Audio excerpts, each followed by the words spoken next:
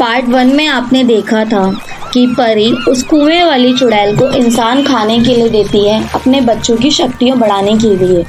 आइए जानते हैं कहानी के पार्ट 2 में। इधर वो चुड़ैल दोनों लड़कियों को खाने के बाद बोलती है, अरे परी सुनो, इतना खाने से मेरा मन नहीं भरा, मुझे और इंसान चाहिए।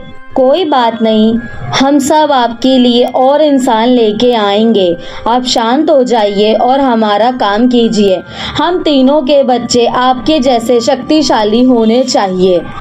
इतना बोलकर वो परियां और उसकी 2 सहेलियां दोनों ही पृथ्वी लोक पर आकर बच्चों को मार्केट का प्रचार कर कर भोली भाली लड़कियों को अपने जाल में फंसाकर उन्हें परीलोक में ले आती हैं और मूर्तियां बनाकर चुड़ैल को खाने के लिए दे देती हैं। ऐसी बहुत सी लड़कियां गायब हो चुकी थी, लेकिन किसी को कुछ भी समझ में नहीं आ रहा था कि सब लड़कियां कहाँ जा रही हैं। ऐसा बहुत दिनों से हो रहा था। उस गांव में एक आलिया नाम की लड़की थी और उसको ये सब कुछ बहुत अजीब लग रहा था और उसको ये सब कुछ समझ में आ रहा था। अरे ऐसा कभी नहीं होता था। सब लोग परीलोक के बाजार में सामान लेने जाते थे, लेकिन इन लोगों को ऐसा क्या हो गया जो बाजार में जा रहे हैं लेकिन वहाँ से अभी तक कोई भी वापस नहीं आ रहा है। मुझे पता लगाना होगा आखिर क्या बात है। तभी आलिया देखती है कि 2 और लड़कियां परीलोक की बाजार में जा रही हैं। वो देखकर उनके पीछे आलिया भी जाने लगती है और वो देखती है कि दुष्ट परियां अपने बाकी परियों के साथ मिलकर उन लड़कियों को मूर्ति बना रही हैं और देखकर आलिया बहुत ज्यादा घबरा जाती है और मन ही मन सोचती है, अरे ये दुष्ट परियां अपना मकसद पूरा करने के लिए इंसानों का इस्तेमाल कर रही है। मुझे जल्दी ही कुछ करना पड़ेगा, लेकिन मैं क्या करूं? कुछ देर सोचने के बाद प्रीति को पता चलता है कि अरे हाँ, परी लोक में कोई ना कोई रानी होती है। मुझे उस रानी से मिलकर उनको सारी बात बतानी होगी। फिर आलिया चुप के परीलोक की रानी के पास पहुंच जाती है और फिर आलिया रानी परी को सारी बात बोलती है।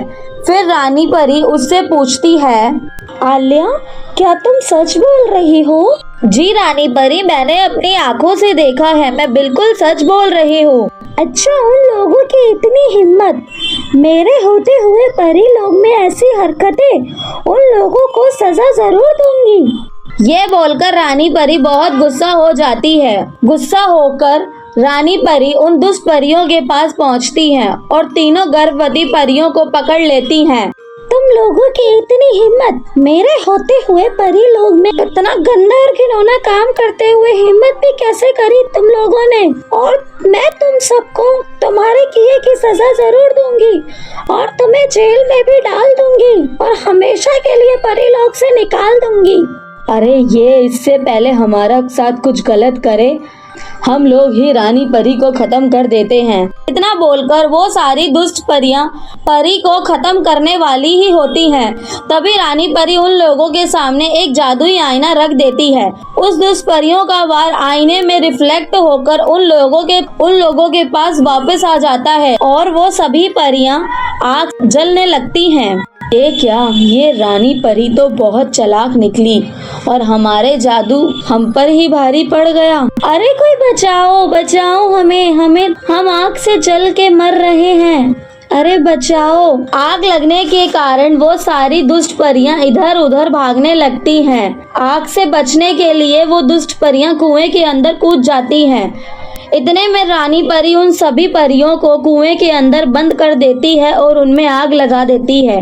उनके साथ साथ वो चुड़ैल भी जलकर राख हो जाती है। रानी परी जितनी लड़कियां गायब हुई थी उन सारी लड़कियों को वापस निकाल लेती है और वो सारी लड़कियां आलिया और रानी परी का शुक्रिया अदा करती हैं।